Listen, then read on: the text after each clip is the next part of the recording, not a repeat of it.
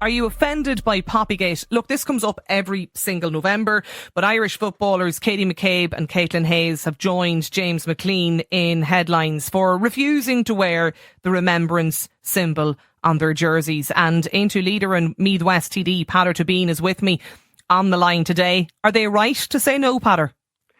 Yeah, I think they are right. First of all, I'd say that everybody should have the right to remember their war dead in the manner that they're comfortable with.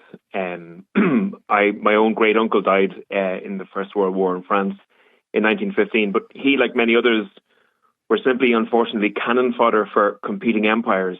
Their deaths were tragic for sure, and they should be remembered respectfully.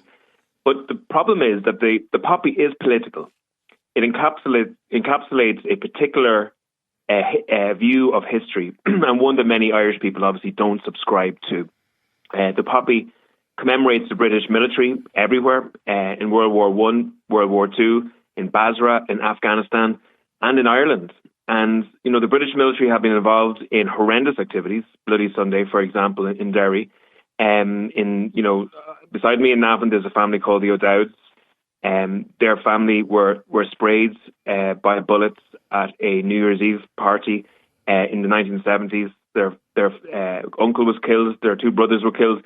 The British military have never acknowledged those killings, never apologised, and never compensated the families. And, I think that it's really necessary to recognise that the poppy is a political symbol, and one that has done great damage in Ireland over generations. You mentioned too, though, the many Irishmen that died during World War One as well. Like, for a lot of families, they want that, as you said at the very outset of this, the choice or the right to remember those. Yeah, so people should have the choice and the right to do it. But first of all, I will say that many Irish men died in World War One as a result of being forced by economic circumstances into that situation. The French and the Americans fought in World War One too. They commemorate their dead without the use of the British poppy. And the other thing as well is, like, we're told that we need to reconcile, obviously, our history, and we should be reconciling with our Unionist brothers and sisters. And I agree with that. But I think there's a mistaken understanding that reconciliation means that we dress up in each other's clothes, that in actually to political clothes, that in actual fact that to reconcile, we have to kind of meld into a kind of a middle identity. And actually, real reconciliation is based on pluralism. It means that I can be an Irish person proud, and a Unionist can be a British person and very proud of that too. And we can still be friends. We can still maintain our own identity, our own worldview, but we can still get on with each other.